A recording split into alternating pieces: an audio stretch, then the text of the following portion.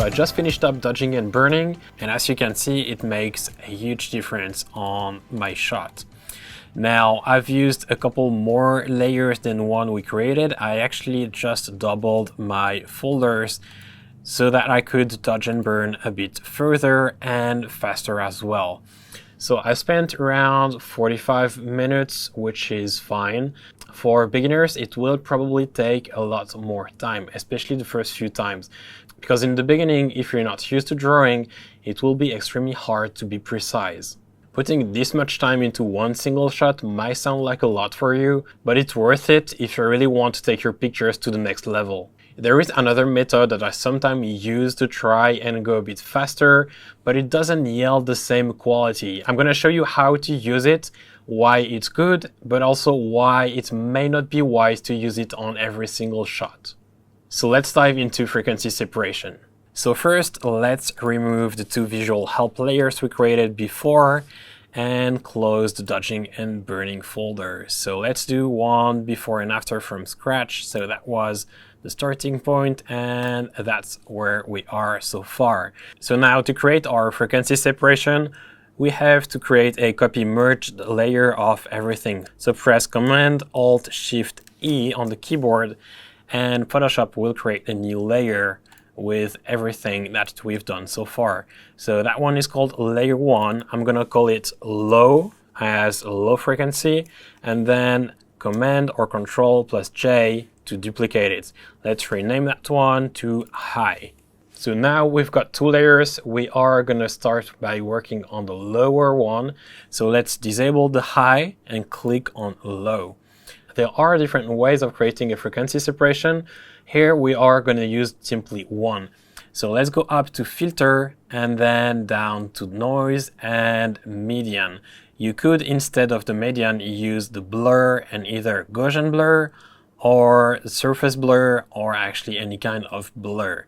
I personally prefer to use median, but that's up to you. By using the median, what's great is that I can keep some of the edges in the low layer. As you will see after, when we've created the high and the low layer, we will end up with texture on the high layer and simply overall tones on the low layer. So the goal here is for you to find a median that will just blur the texture but still retain most of the edges. This way we can really separate the texture, so the fine texture of the skin, from the overall tones and from the overall edges of the model and the picture. So usually I try to find a radius that I can divide by 3, and here 15 seems to do a great job. Let's try 12 just to see if we still have any texture. We do have some up here. I'm gonna try and even see 9 if it works well. 9 for what we are going to use frequency separation for is probably a good choice. Between 9 and 15, depending on how much work we've put in dodging and burning, is fine. So here I'm going to try 9 and click OK. Just keep in mind the radius will vary for every single shot that you retouch. It will vary on how many pixels you're working with, if it's a close-up shot, if it's just a portrait or a full body shot. So now here we've got the low layer, we've got some blur so we don't see the texture as well. So before and after. Now let's enable high and click on it. We are going to go to image, and here we will find apply image. Click on it, and now we've got a new window. So here the settings are always the same. The only difference is if you are working in 8 or 16 bits. I'll first go ahead and show you how you should do it if you are working with an 8-bit file, and then we'll do the 16-bit as we are currently working on a 16-bit image. Now the source, we've got to select low, so let's go ahead, click on layer and then low. Then the channel will remain RGB, and blending has to be for 8-bit subtract, then scale is 2 and the offset is 128. If you are working with an 8-bit file, that's all you've got to set, and then simply press OK. Now we've got a 16-bit file, so we're going to click on subtract and click add instead. So with add, we've got to set the opacity at 100, scale at 2, offset at 0, and then, extremely important, never forget, invert here. And now we should have something gray, and if we zoom in, we can actually see the texture of the skin. Let's press OK and group both files in a folder. So shift click on both and then Command plus G or Control plus G. And now I'm going to rename those FS for frequency separation. Let's open the folder, click on high, and now change the blending mode down to linear light. If your frequency separation is properly created, if you disable it, you shouldn't see any difference. So until now, we've worked on non-destructive layers, meaning we can always go back and make changes. With the frequency separation created, if we want to go back, we can't. So that's one problem. I'm going to show you how you can actually work around that later. But for now, let's see how we can try and make frequency separation as little destructive as possible. So we are not going to work on the two layers we've created, but instead, let's create a third one. So the third layer is going to be placed between low and high. Here, I'm not going to work on the high layer, but only on the low. So by creating a layer in between, I'm going to be able to apply adjustments only on the low layer. So let's call work, and just to make sure that I'm not going to touch neither high or low, I'm going to actually lock them. So up here, you will find something called lock, and you can actually lock each layer. So you can choose to not be able to move it or not be able to paint or neither. So here I'm going to lock all and click on high and lock all as well. So now if I take a brush and try to paint, Photoshop is going to tell me that I cannot use the brush because the layer is locked. So that's perfect, and now I can start working on the layer work. When dodging and burning, the goal is to blend tones together and try to minimize any blemishes visible on the skin. So the problem is you need to be precise, you don't adjust any color, and it can take a lot of time. Now when working with frequency separation, you can do pretty much the same. It's just going to be a bit less refined, and you may lose some of the texture if you haven't separated well the two different layers. So if you still have some texture in the low filter or the low layer, then if you brush on it, you are gonna lose that texture. So here, let's take the same brush as we used for dodging and burning, and let's find an area where the dodging and burning didn't go far enough to clean any problem we may have. So for example, here on the forehead, if we look closely here next to the eyebrow, we can see that we have got, let's put at 100. So here, I've got a little darker area. So I'm gonna try and brush to remove it. So let's take the brush and then flow at 2. So I'm going to shift and type 0.2 for a flow of 2. Now I'm going to sample just next to the area I want to brush on and simply brush over it. I'm going to go higher and do the same on any area where I see some problems, and try to minimize any transition that doesn't look good.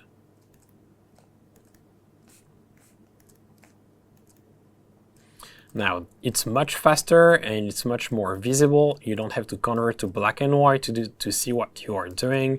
The only problem is it's extremely easy to go too far, and because we are simply sampling next to the area, if we don't sample well, then we are going to mess up the colors as well as the luminosity. So let's try to do before and after. Not much change, just enough to minimize some of our problems.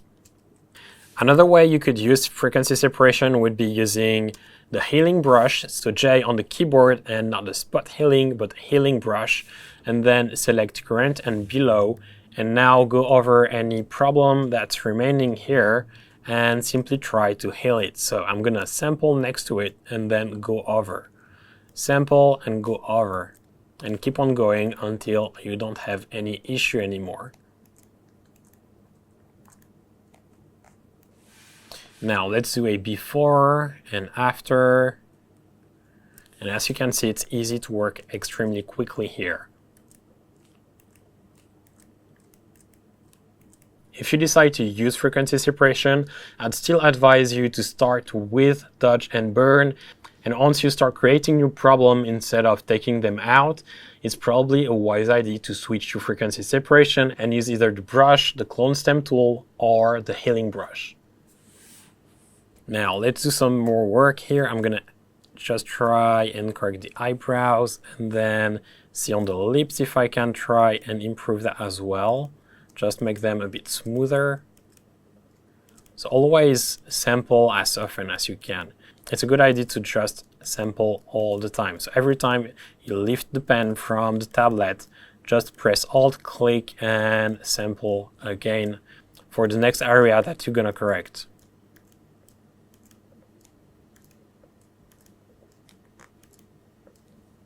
Alright, so in this case, I'm not going to do much more. I don't want my skin to look plasticky, so I'm going to keep it there. And we've got a bit of work on the work layer, so Alt-click on the eye. And as you can see, we've got a few spots that we actually corrected. So before frequency separation and after, not much difference when we are zoomed out.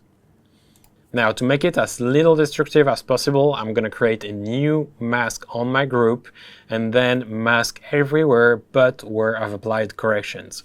So let's create a new black mask, so a field mask on the FS folder. So Alt and then click on the mask button. And now we should not have any correction applied anymore. So let's zoom in. So before and after, nothing. So here, let's open up the folder. And then Command plus click or Control plus click on the thumbnail of the work layer. So now we should have a selection with all the different areas that we've corrected. Let's go back up to FS and then let's make sure we've got white as our foreground color. If it's not the case, press D on the keyboard to define the color. And if black is on the foreground, let's press X to invert both of these colors. So white and then Alt plus backspace. That will fill the selection with white. So if I press Alt and click on the mask, as you can see, I've got the different areas we corrected in white on the mask. So sometimes by just creating a mask this way, we may lose some of the adjustment we made. So what I'm going to do to make sure everything is actually being applied, I'm going to go ahead and go up to Image and then Adjustments and Levels. Before clicking on Levels, just make sure that you've got your mask selected and not the folder. So the four corners should be highlighted with white. So now here, let's go back to Image, Adjustments, and then Levels. So here I'm gonna simply take the white slider, so 255 by default, and push it inside just to make everything that is white on the mask as white as possible. So if we had any area that was 50% gray or anywhere between white and black, but not pure white or pure black, it is now going to be white. And so now I'm sure that everything I've done will show through the mask. So let's click OK. And now before and after. And as you can see here, we can see what we've done on the forehead as well as on the eyebrow. Keep in mind, the frequency separation is not a necessary step. If you don't need to use it, don't use it. So far, we've covered texture work, we've covered luminosity work as well. We've talked about frequency separation, how you can use it, why it's great, why it may not be good to use it all the time. And now let's move on to color. So color work, we are going to try and correct anything that we couldn't correct using Capture One. So the first thing I'm going to try and correct is the skin tone, because there are still a few problems that I couldn't get right in Capture One. And then we're going to try and see if we can do some more work, for example, for the lipstick or for the hair. So first thing is skin tone. So for the skin tone, I'm going to create 4 new layers. So let's go down to the Layers tab, click on the small icon between mask and group and click solid color. So there I'm going to select a very visible color, so let's say bright red, click OK, and then I'm going to duplicate that one 3 times. So Command plus G once, twice, and a 3rd time. Now I'm going to rename each of them. So the first one is going to be shadows, then the one after that is going to be midtones, but low, so dark. Then midtones, and finally highlights. Now let's change the color for each of them. So let's say highlights is going to be bright yellow, then midtones is going to be blue, and midtones low, let's set it to green. Alright, now let's disable everything but the shadows and what we've done so far. Before that, I'm going to actually put FS and DB in one single folder, so shift click, then group, and rename that Luma to remember what it is. Now let's click shadows and then come down to the FX button and click on blending options. So now here in the blending options, we don't need to use anything but the blend if, and in blend if we are going to use just underlying layer. So it works pretty much the same as the Luma range we used on the skin tones in Capture One. So if I click on the white slider here and bring it to the left, it will remove the layer from the brightest part of the image. And just like in Capture One, we actually have one slider to define the range, and that's actually the left part of the slider, and the right part is the fall off. So if I press Alt and click on the right slider, I can now separate it and just make a smooth fall off. So here the first one is going to be shadows, so I'm going to try and just keep the layer visible on the shadows of the model.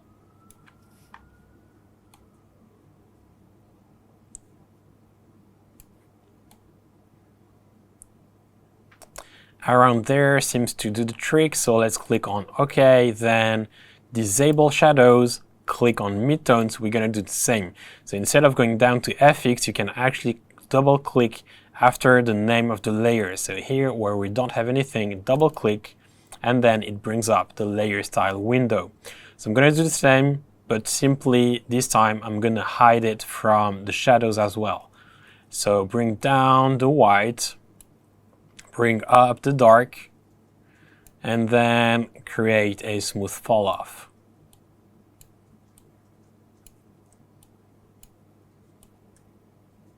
And there, now click OK. Then for the next midtones, double click after the name, and now let's do the same but for midtones. So I'm going to drag the white to the left, drag the black to the right, and make them cross. So Alt click, drag the range for the black all the way to the right, and then Alt click on the white, drag it all the way to the left, and now let's try and adjust it.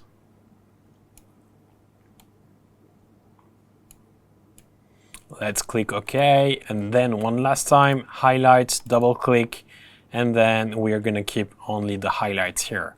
So Alt click and drag the slider all the way to the right, and now let's adjust the fall off. And there, let's click OK.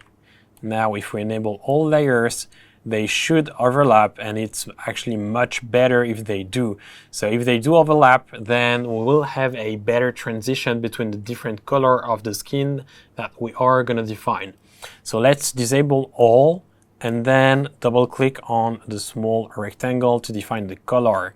If you don't disable the layers, it's actually going to be hard to define the colors because we want to pick the color on the picture.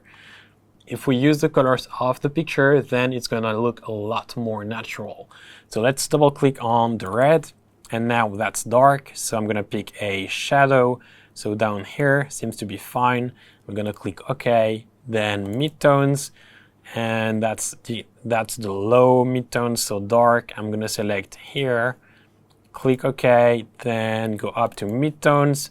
I'm gonna select it on the forehead, so let's go ahead and click on here. Then highlights, I'm gonna click here, and let's do OK. Now enable them all, and it seems to do a pretty decent job. Now we can do it better because so far we've left the layers in normal blending mode. We can do better by simply selecting them all, so shift and click on the last one, and then go here, blending mode, and I'm gonna change it to color. So this way, it doesn't change the luminosity at all. It simply applies saturation and hue. So now that they are all selected, I'm gonna click on group. So down here, click on it, and now rename skin tone. I'm gonna add a black mask on here, so Alt and click on the mask. And now if we click before and after, it hasn't done anything. That's because we need to paint white on the areas where we want to apply the settings. So now I'm gonna take the same brush as before for dodging and burning, so B, and then I'm simply gonna increase the flow. So I'm gonna press Shift and 3 on my keyboard, so I get a flow of 30%. Now let's make the brush bigger and just brush on the areas we want to correct. You could apply it on the whole body, but the problem is most likely it will look fake. So just make sure to apply it with a low flow and simply apply it where it's actually needed. So here I'm gonna try and go ahead and simply brush where I feel like the colors are not matching with the rest of the face or the body. If you feel like it's hard to tell where the hue is off, what you can do is actually create a visual help layer. So to create a visual help layer for you, go down here and then create a new solid color layer. Select a color that's fully saturated, so just make sure S and B are all the way up at 100%. The hue doesn't matter. So here, bright red, fully saturated, and click OK. So now I'm going to change the blending mode down to saturation. By pushing the saturation all the way, I can clearly see where the hue is not matching. So for example here, if you look at the forehead compared to the ear, you can see it's not really the same color. You can see the blush here as well. And around the lips, you've got some areas that have a weird hue. So we're gonna try and adjust that as well. So now I'm gonna just disable that layer and keep on brushing. Now I feel like the highlight part is actually a bit gray. So I'm gonna try and go back to highlights and see if it's actually the layer that's bothering or if it's the midtones. Could be the midtone, so let's double click on the color and pick it somewhere else. So I'm going to try and click here on the nose, click OK, and see if it's better. That's one of the biggest advantages of this technique, is that you can always come back and adjust any of the color. And also if you feel like any of the color is applied to the wrong luminosity range, then double click and adjust. Now here I'm going to rise my highlights a bit. And let's press OK, and that seems to be much better. Let's double click on highlights and change the color as well. We are gonna change it anyways later. So before and after, that's much better. Now, if you want even more control, you could open up the folder and say, all right, for example, for highlights, I actually want to adjust only the hue. So instead of a blending mode set to color, you click on it and then you can change it to saturation or hue. So for example, if you don't want to change how much saturation you have in one place, you click on hue and it will take care only of the hue and not the saturation. I find that oftentimes when working on highlight, it's a great idea to change it to hue, because sometimes some areas in the highlights, especially with glowy makeup, you tend to have a different saturation between where you've got a lot of makeup or not a lot of makeup. So just make sure to try different settings and see if hue is working better than color. Then if you're not sure if you want to adjust the saturation as well, you can simply duplicate the layer and then the duplicate, let's call that sat for saturation, and the first one, I'm going to call it hue. So here, the sat one, I can define it to saturation and simply adjust the opacity if it's too strong. Now, to go one step further, you could actually even use it not to correct the color, but to boost the luminosity. So let's say I want to boost my highlights and make them a bit more glowy. I could go up here and try, for example, screen, which seems to add a bit of glow. So before and after, or let's say linear dodge, which is a lot stronger. If you do use that, just make sure to paint over the area where you want the glow to appear, because if you don't paint fully over it, it's not going to work, and it's probably going to make your image look just odd. So before and after, so here the highlights, let's go back to screen and lower the opacity now, before and after. In this case, I'm actually not going to use screen, but saturation, because I'm going to use another technique later on to add some glow to my model. Now let's remove the color fill layer and close the skin tone group. Now we've seen how to correct the skin tones, but if we have some local adjustment to make, let's see how we can make that. We are actually going to use exactly the same technique, but just apply it differently. So let's go ahead and create a blank new layer. So down into the layers panel, click on the new layer icon, and let's rename that color and lock for local. So lock and dot. Now with that layer created, let's take the brush and let's say, for example, here on the top of the head, we've got some yellow that's a lot stronger in some areas in the hair. So I'm going to try and correct that. So to do so, I'm going to sample my color next to it where it's fine. So Alt, click, and then brush over the problem. Now, obviously that's not working so well because we left the blending mode in normal. So let's click on normal and come down to either hue, saturation, or color, depending on what we want to change. Usually I try to start with color because it takes care of both saturation and hue. But if you feel like using just saturation or just hue is enough, then that's fine. You could just as well create one layer in color, one in saturation, and one in hue. So this way you've got the choice and you can go from one to the other extremely quickly. So here I'm going to try and go ahead and correct all the problems I've got in the hair. Because I do like how I've got a little yellow here around the ear, but I don't like it on the rest of the head. So I'm going to try and sample next to the different areas that I want to correct and slowly brush over it.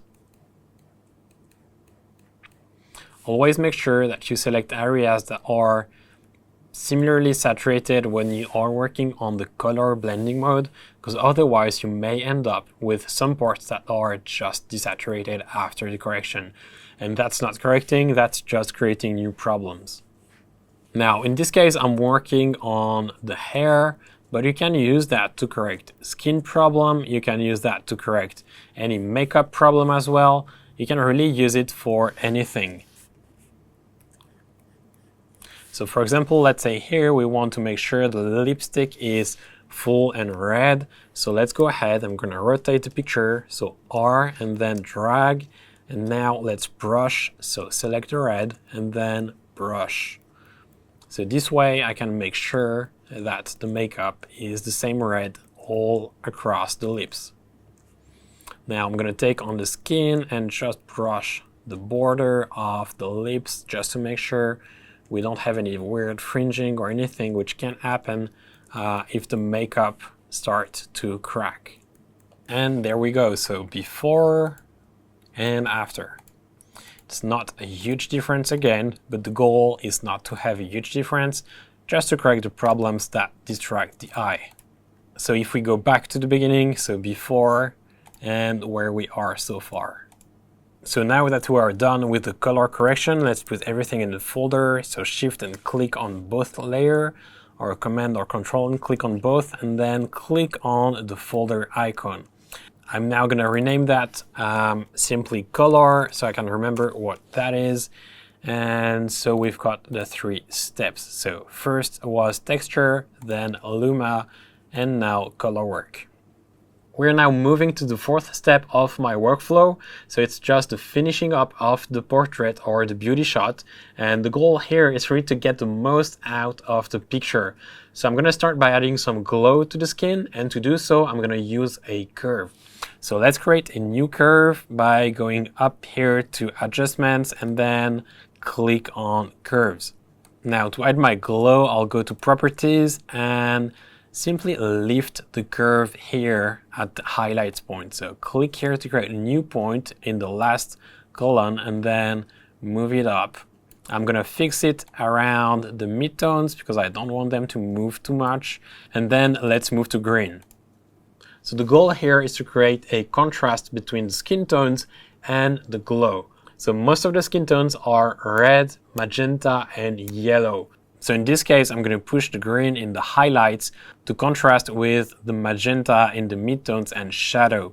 So just like for the RGB channel, I'm going to fix the midpoint and then go to red and remove some of the red in the highlights. I'm going to lower the curve, fix it at the middle, and then let's move to blue, where I'm going to add some blue here to add some more contrast and fix it in the middle.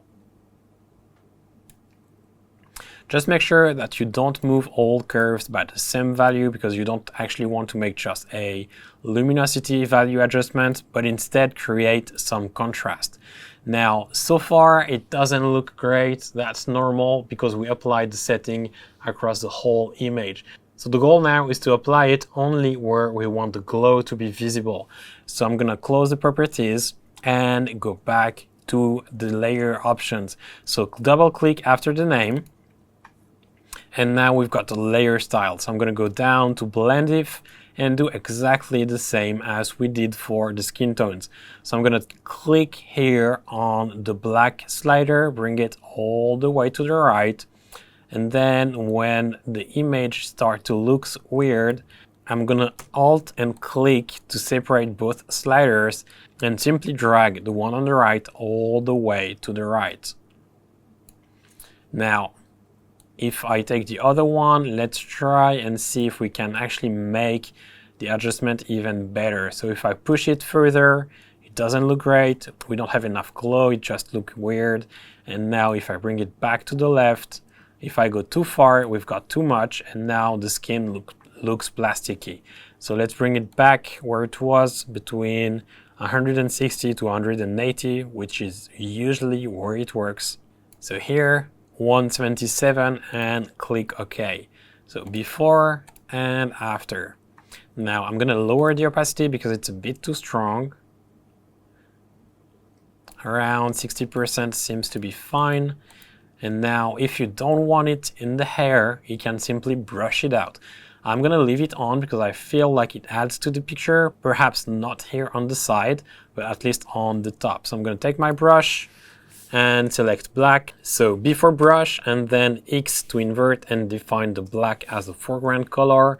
I'm gonna use the same brush as before, just make it a tiny bit harder. And so right click and then hardness higher.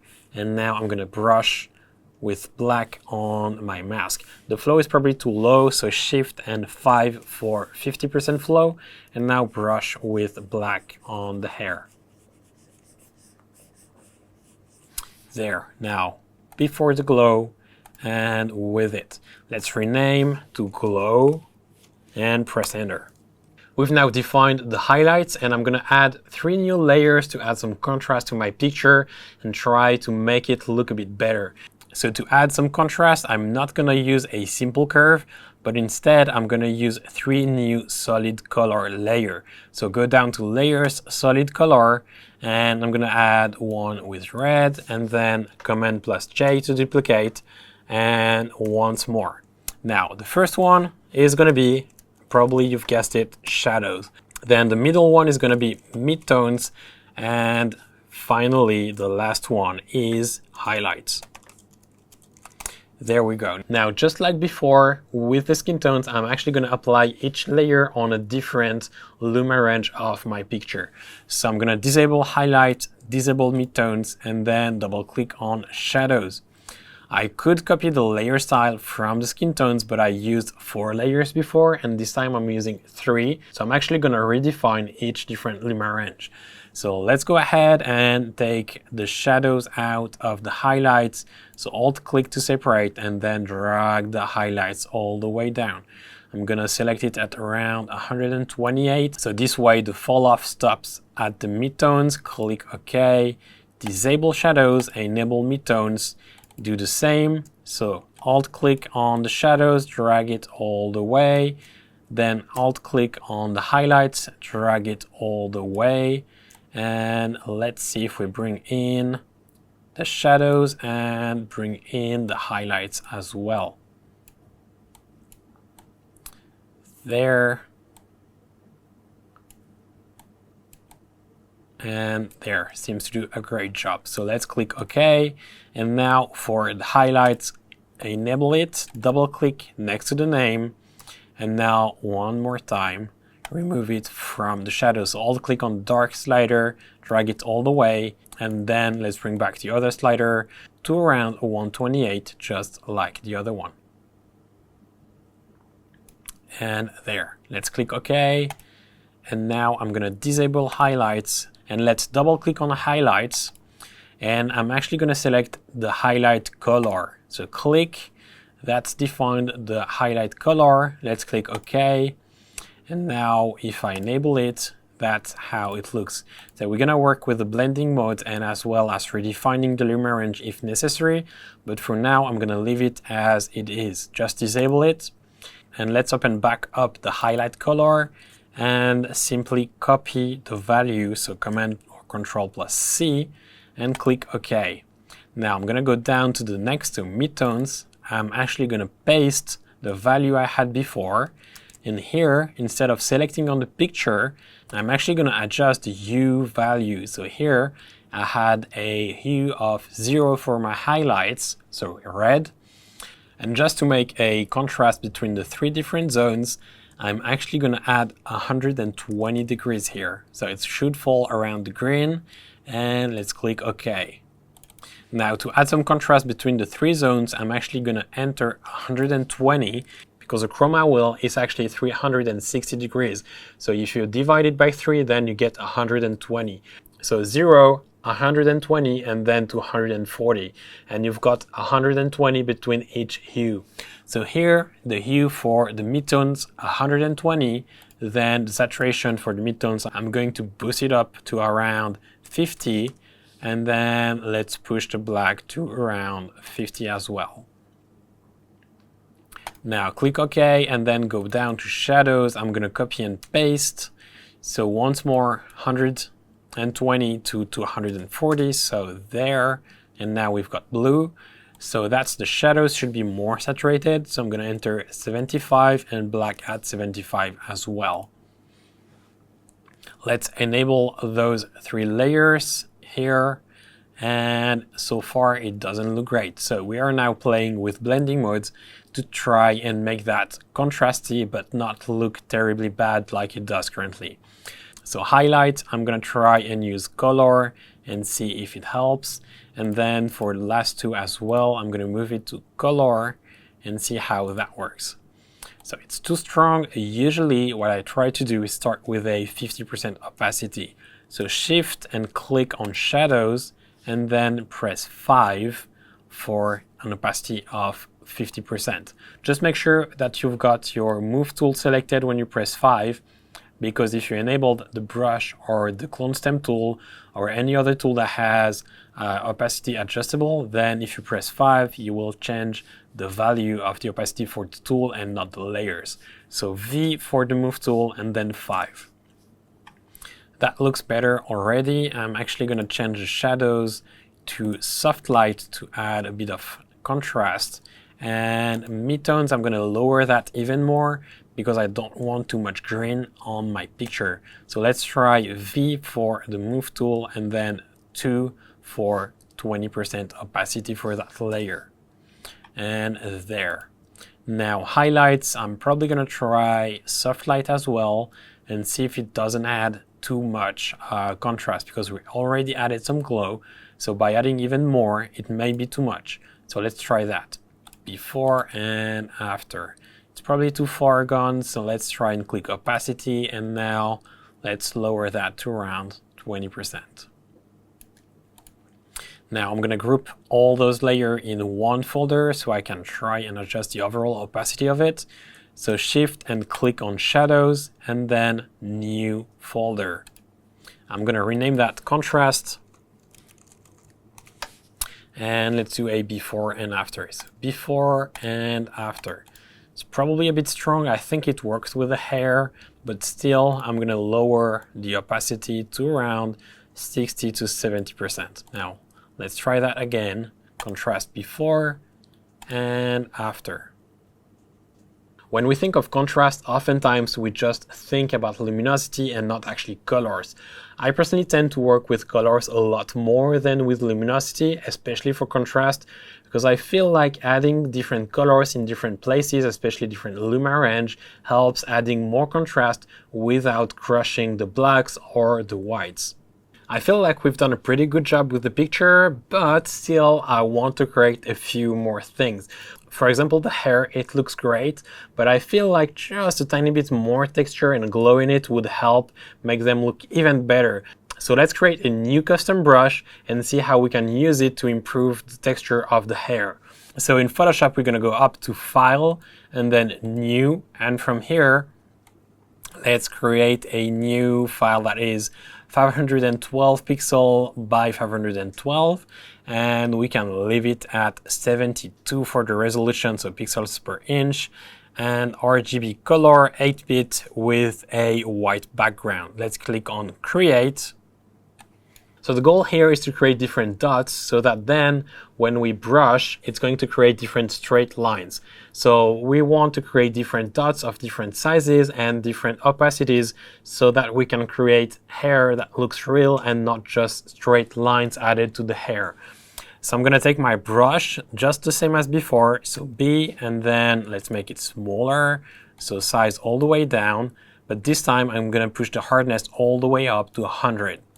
Now with that, I'm going to push the flow all the way to the max, and here we go. So if you don't use a Wacom tablet, I would advise you to change the opacity or the flow each time you press and make a new dot. If not, let's just try to make different pressure on the Wacom so that we get different opacities for each dot. So I'm going to create one dot. Let's add a few more around here. You can adjust the size of the brush as well. And try not to line them up. So here, you can even create weird shapes as if you had hair touching together. There. And that should be enough. So I'm going to go up to Edit and then Define Brush Preset. I'm going to call that Hair and click OK. Now, this brush is probably not going to work the way it is. So let's press Alt and Backspace. And actually, I want to make it white. So Command plus I to make it white.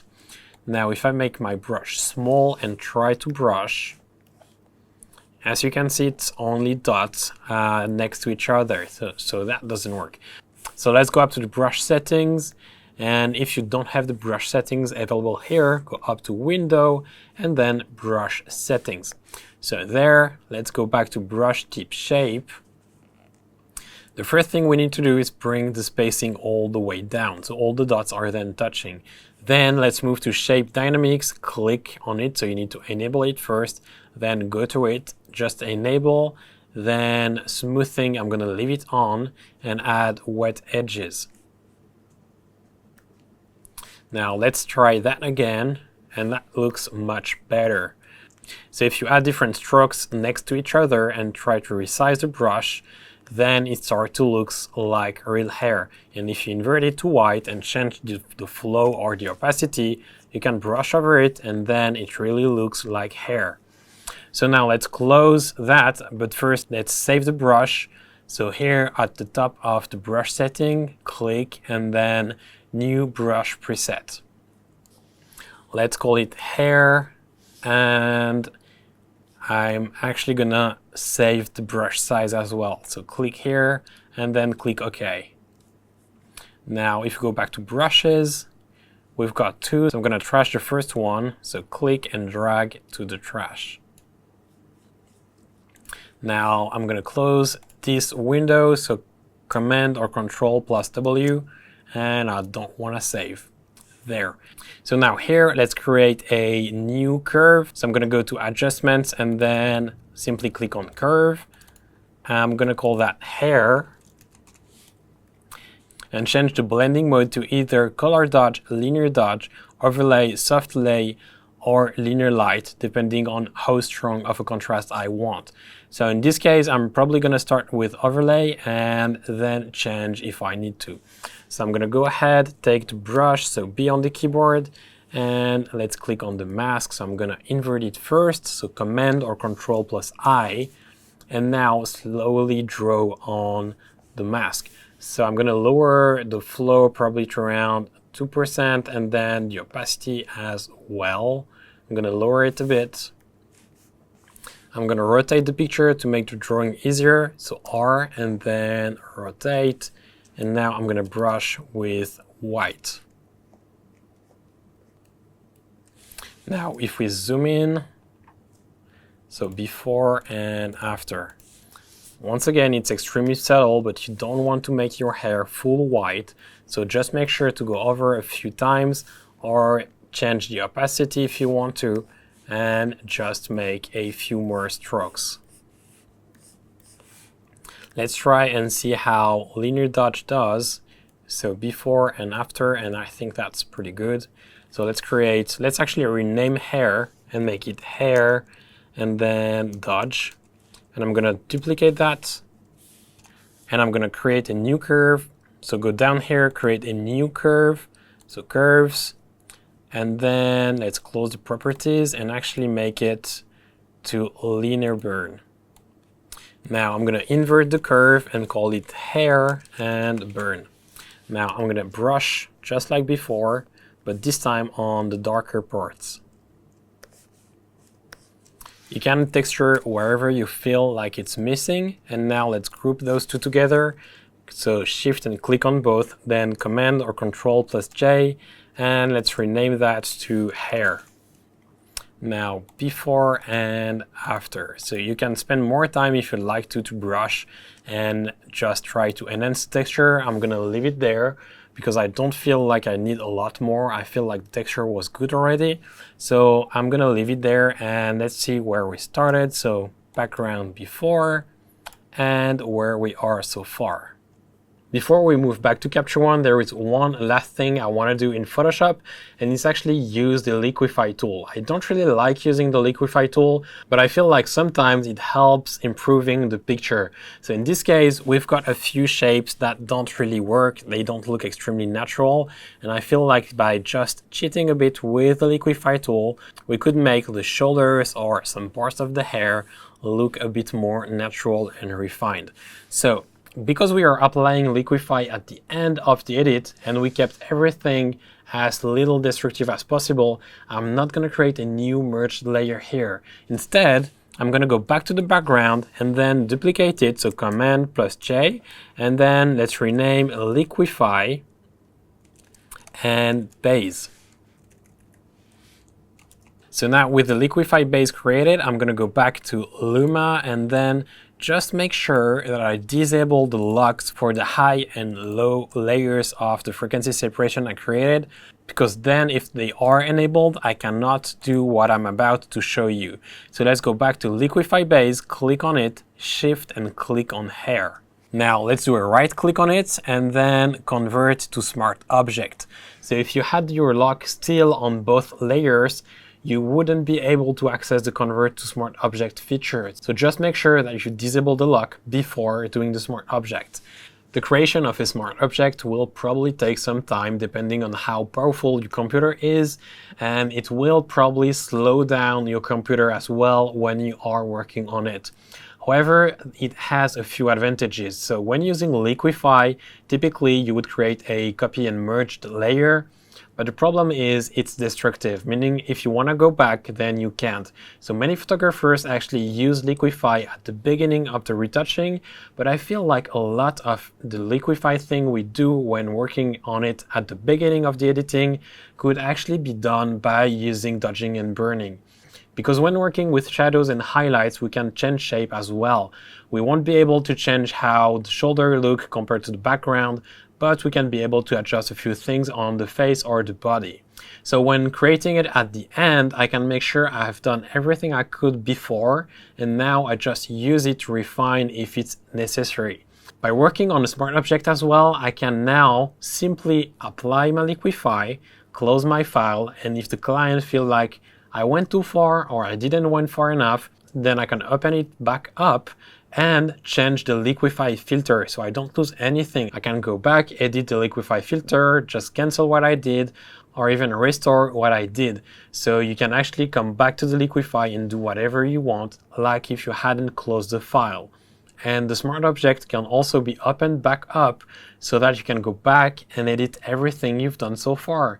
So when I'm done with the Liquify, I can open the smart object, go back and do some more dodging and burning without losing anything. So here I've got my smart object, so let's rename it to Liquify and go up to Filter and then Liquify. Now when using Liquify, I'm gonna first enable the tool, so forward tool or W on the keyboard. I always use a pressure that's around 5 to 10 and then the density all the way down to 0. The goal here is really to make small moves and not something that's too dramatic. Now I'm going to take a brush that's about the size of the area I want to correct. And let's say here, for example, the shoulder, I'm simply going to come here and brush slowly. So you really don't want to make the adjustment look scattered. So let's try and do that, for example. So as you can see here, you're just making everything worse, and that's not the goal. So just make sure you've got a big enough brush so that the settings are almost not visible. So I'm going to come back, W, and now edit some more. There, and now for the hair as well, I'm just going to try and add some shape. So as you can see here, when I move it, the border of the picture is coming with it. So what you can do is try and enable the pin edges.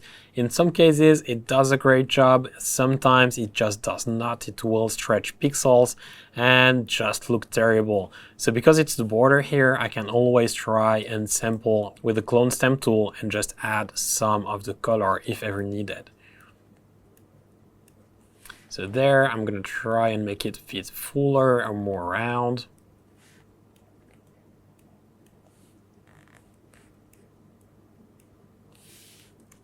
Same on the other side.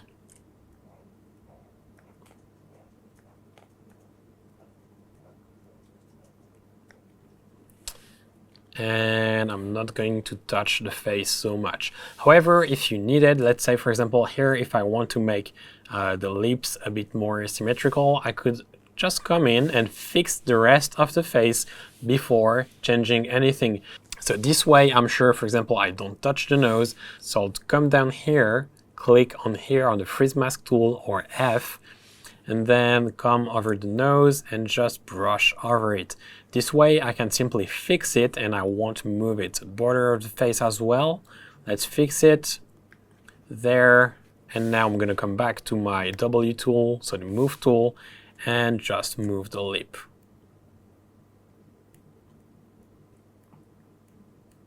Just be careful with the freeze tool, because just like the pin edges tool we used before, it can stretch pixels, and sometimes when you are zoomed out, you won't see it. So that's another reason why I love using Liquify on the smart object, because then I can always come back, change the Liquify, and I don't have to start from scratch. So here I'm gonna click OK, because I don't think I want to adjust anything else. So let's go ahead and click OK. And now we've got the liquify as a smart filter. So if you want to see the before, you simply click here on the eye. So before and after. So now if you want to go back to the layers we created, simply double click here on the layer and it will open up a new PSB. So Photoshop actually uses PSB files to create a smart object. So that's why it's going to be a bit slower. If I press F to bring back my tabs, and once more is there, as you can see, we've got the brushes we did before, so let's not save that. Then the PSB and the final one with the liquify applied. So if you do anything here, let's say I want to disable all of that, and then Command or Control plus S and save it. So now the saving is done and Photoshop is updating the smart object with what's inside the air.psb file. So let's wait for Photoshop. And as you can see, liquify is still applied, but we've got the background with liquify, so before and after. So it's exactly the same as the background, but with liquify applied. And that's exactly what it should be, because we've kept only liquify base, which is actually a duplicate of the background. So let's get everything back on, and I'm going to close the tab and save it. So we are done with Photoshop, and it's time to finally move back to Capture One to finalize the file and export it as well. So I'm going to start by closing my Photoshop file. So let's close it and save. And because we've kept it small enough to be a PSD, we are going to be able to work on it in Capture One.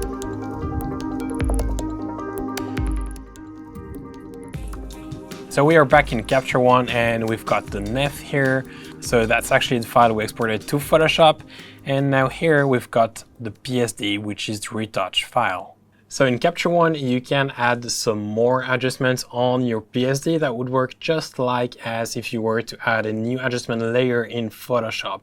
So let's go ahead and try to add some more contrast. So let's say in this case, for example, I don't really like how the contrast look and I want to boost the luminosity contrast. So let's go back to curve and then let's take the RGB curve and click here to just make an S curve. So I'm gonna do that. It's probably too strong. So instead of spending time trying to get the perfect adjustment here, I'm actually gonna create a new layer. So click on the plus in the layers tool and just make sure you click on new field layer. Now let's call that contrast. And then make the same adjustment we did before. So RGB curve in S shape there. I'm just gonna make sure that I don't blow my highlights, because I really want to keep details in the highlights. That's one extremely important part of beauty and portrait retouching, is to retain all the details in the highlights. So there, let's see, before and after. That's probably a bit strong. I'm gonna fix my midtones as well here. So before and after. And now I feel like it's just a tiny bit too saturated. So I'm gonna lower the saturation a bit, around -5 should be fine. And before and after. Let's add some clarity as well, just to see if it can add anything to the picture. So just remember, the opacity of the layer is currently at 100%. So if it's too strong, I can always adjust the opacity as well. So here, before and after. I do feel like it's a bit too strong, so let's go all the way back down to around 5 to 10, and before and after. I feel like it adds just enough to make the shot a bit better. I'm gonna boost it up all the way to 15, before and after. It starts creating a halo around my model, so that's probably too strong. So let's get back to around 10, and before and after, that's perfect. All right, so if we check the before and after all the adjustments, so up here, Alt and click, so before the adjustments in Capture One and after. Now we did spend a bit of time retouching, so I just want to make sure that all the details are intact and look good. So one technique that I like to use for that is simply add some grain at the end of the editing. So you could add some noise in Photoshop. I just don't like how Photoshop adds noise to the pictures. So I'm going to use Capture One to add some grain just so that it ties everything together. And if any area is lacking texture, by adding some noise, it will actually give the impression that it has some texture. So I'm going to add just a tiny bit of grain. I really don't want to make it too visible. So let's zoom in and see if by adding any grain, it can make the picture look better. So I'm going to use fine grain. And let's actually see the background as well. And increase the impact here and see how that looks. So before and after. Now let's try and change it to something stronger, such as Silver Rich. And I do like how that looks, so I'm going to lower the impact a bit. And let's try and play around with the granularity. So I'm going to lower the granularity, and there we go. So before and after. When you look at the picture from far away, so all the way zoomed out, you don't actually see much of a difference. But if you do zoom in, then before and after, all the areas where we spent time dodging and burning or using frequency separation, then they will look a tiny bit better. It will really tie in all the detail. It will also help if you have any bending, so if you push the color too far, or if you've got strong contrast between different areas, when you are going to export to an 8-bit JPEG, then it will make everything look much better and cleaner. Now I'm going to add some sharpening as well. First, I want to add some local sharpening, so I'm going to create a new layer by pressing plus, empty layer, and then let's rename that sharpening. Now I'm going to zoom in and try to add some sharpness to the eye. So I'm going to bring the amount up. I'm actually going to fill the layer just to see what I'm working with. So let's fill the mask and just adjust the amount. So here that's a bit much, but I prefer to add too much and then back down the opacity. I'm going to try to adjust the radius here. So if I bring it up, it will make the sharpness a lot more visible by thickening the area where the sharpening is applied.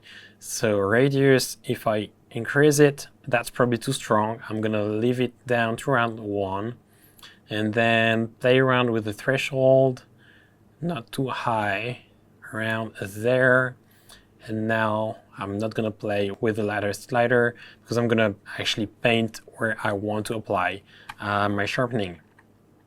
So zoom out, right click, clear the mask, and now B for brush, right click and flow at 100, opacity at 100, hardness I'm going to lower it, and then airbrush and use pen pressure because I'm still using my graphical tablet. Now I'm going to brush on the eyes, so especially the first one because I don't think the other one is actually sharp, and then on the lips as well, and on the highlights. So here I'm going to add some texture in there, and when you add texture or sharpening, just make sure that you clean up what's great, because otherwise you will make any blemish and skin texture problem show up even more. So really make sure that your texture cleaning was great.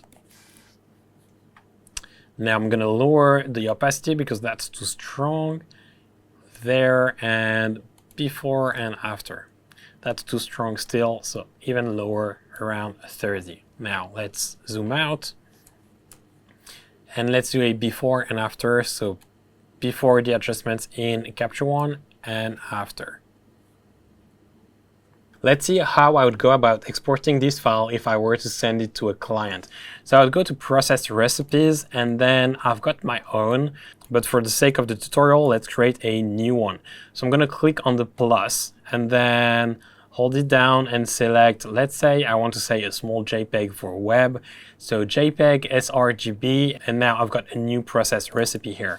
I'm going to rename it and let's call it web, and then JPEG. And let's say I want it to be full HD, so 1920 on the long edge, and then 82 for the compression. So enter, and now let's go down to process recipe. I want my format to be JPEG, then quality I just said before, 82, and then let's make sure the ICC profile is set to sRGB. If it's for web, it's much better to define it to sRGB than Adobe RGB. Now the resolution, even if it's for the web, I tend to leave it at 300 pixels per inch. But if you want to adjust it, and let's say adjust it to 72 or 144, you can do that as well.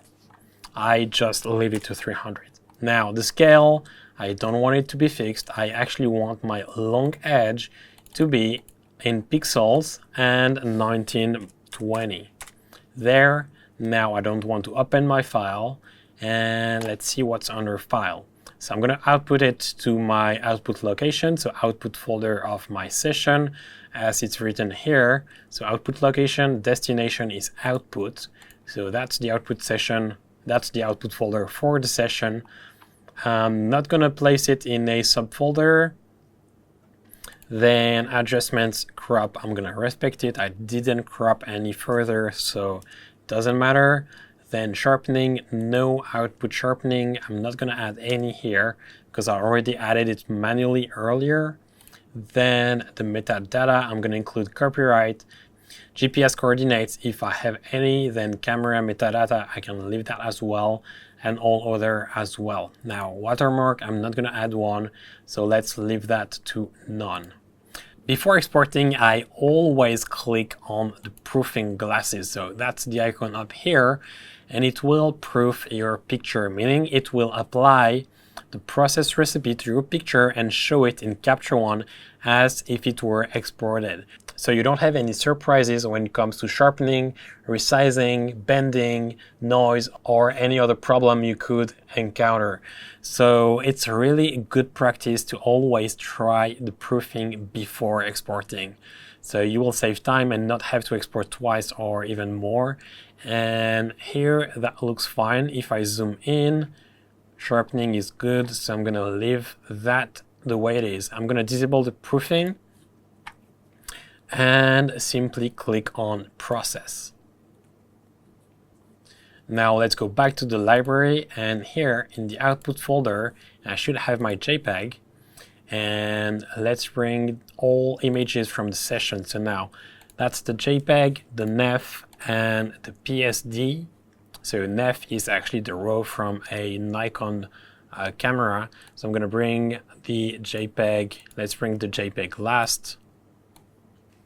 And now if we compare the colors between the one in the middle, so the edited picture, and the last one, as you can see, it's extremely close. I'm hard pressed to tell the difference between the two. So the one in the middle was actually Adobe RGB, and the last one is in sRGB. It's another reason as to why I tend to export all my files from Capture One, is that the conversion usually from one profile to another doesn't make any difference to my files. So I can export an Adobe RGB file to sRGB, and usually I can't tell the difference between the two. When I used to do that using Photoshop, most of the times I could tell that there was a difference after the conversion, and I had to go back, edit some more, and just lose time. So now I always bring my PSD back into Capture One, add a few last touches if it's necessary, and sometimes I will even add the color grading in Capture One and not make it in Photoshop. And once I've done all the final touches, I'll proof my picture using the process recipe and the proofing feature, and then export my file. So that wraps up my full workflow. I hope you guys enjoyed following along. It's the workflow I've used for the past couple of years, and it serves me well. If you need to adapt it to your style, feel free to do so and just make it even better. In your email with the download, there is a link to join the Facebook group, so feel free to join it if you haven't already. The group is a place meant to share your work, ask for critique, or simply ask questions if you have any. So I hope all the tips I've shared with you will help you elevate your work, and I can't wait to see the images that you are going to produce.